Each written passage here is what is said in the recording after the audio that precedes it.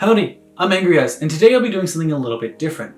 For the past year and a half, I've been reading this comic Invincible, and it is honestly amazing and I really love it, but they've just made a show about it. So I'm really excited for the show, so I thought I'd record my live reaction to the show. I hope you enjoy.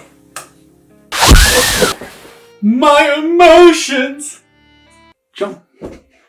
The comic Invincible takes the Superman mythos and places it in a more realistic world to explore its themes. It explores the real consequences, reality, and morality of a Superman-like character. The show begins this exploration with Mark's dynamic between the characters Amber and Nolan. Amber shows the more realistic reality and consequences of a relationship with a hero, whilst Nolan demonstrates the importance of fatherhood and what happens when that is taken away. Now before we go into more spoilerish territories, don't forget to hit that subscribe button if you want to see more.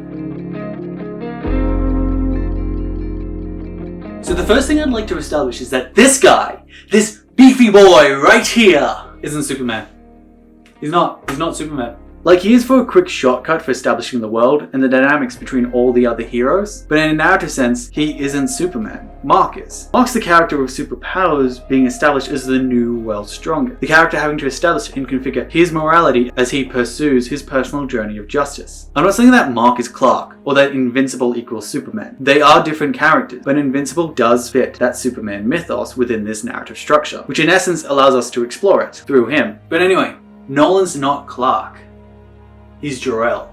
If you don't know who Jor-El is, firstly, how did you find this video? But also, he's Superman's biological father. It's a pretty common held belief by quite a few people, not me, that Superman is only good because he comes from a race of super advanced, noble people. I don't personally hold this belief because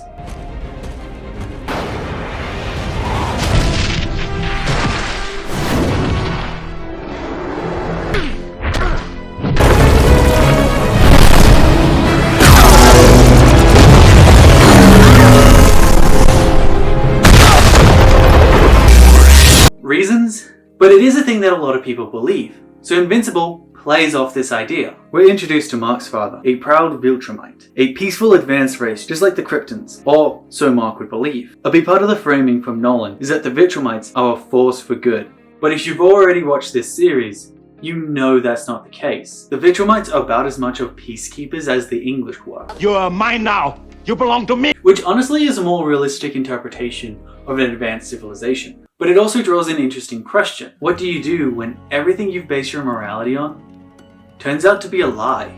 Now Mark actually very quickly goes through the 5 stages of grief and his reaction with his dad, and actually so does his dad, but that's a whole nother video in and of itself. What I find more interesting is what follows. Mark is left in a very confused state. Honestly, he seems a little unsure about his connection to not only himself and his friends, but the world. This is one of the only times we see Mark hovering above the ground instead of walking, whilst he's Mark and not Invincible, almost to represent his lack of grounding right now. He's asked if he's going to continue heroing and helping where he can, and he tells Cecil that he honestly doesn't know what he's going to do. Which isn't crazy. He has been through a lot. A threat is coming to Earth from space! And Mark is asked, what is he gonna do? Can he help? So what does he do? Mark helps.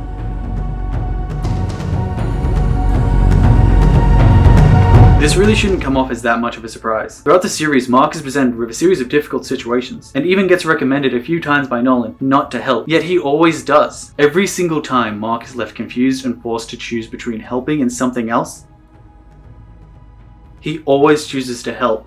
Which honestly is kinda really Superman-y. This ability to see a scenario, then actually move to help, is honestly amazing. It's one of the ideals presented in Superman-related narratives. It's even one of the main reasons All Might picks Deku in My Hero Academia.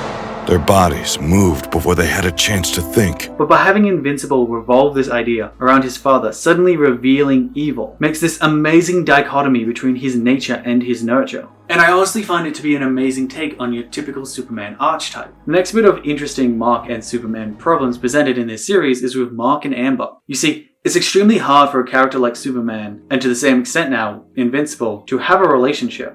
Okay, let's just create a crazy wild scenario. Clark and Lois go on a date. Then suddenly, due to a series of unlikely and frankly silly events, Clark hears a man drowning in his own car. What will he do? Save the man or save the date? Of course he's gonna save the man, you monsters. There really isn't a choice there.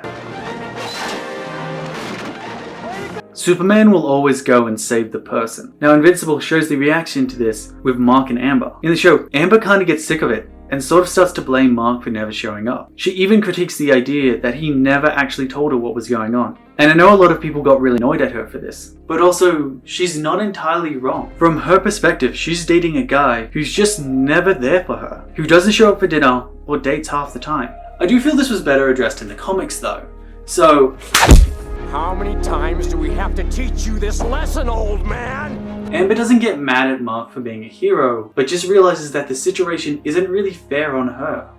And she's not wrong that the situation isn't fair. She gets put in an impossible situation. She can't ask Mark not to save the world. That would be incredibly selfish. But she also needs a partner that can be there for her. It's a realistic take on the Superman problem. How can you have a life when you're always saving somebody else's? Because it's not just about Amber. Not ultimately. It's about Mark. Mark is always off trying to save the world, and as a result he nearly fails out of college, has extreme difficulty keeping a job or a social life. Mark's life can't be a priority. By highlighting how difficult it is for Amber to be Mark's girlfriend, we actually get to see how difficult it is for Mark, how little time he has on his hands and how much he misses out on.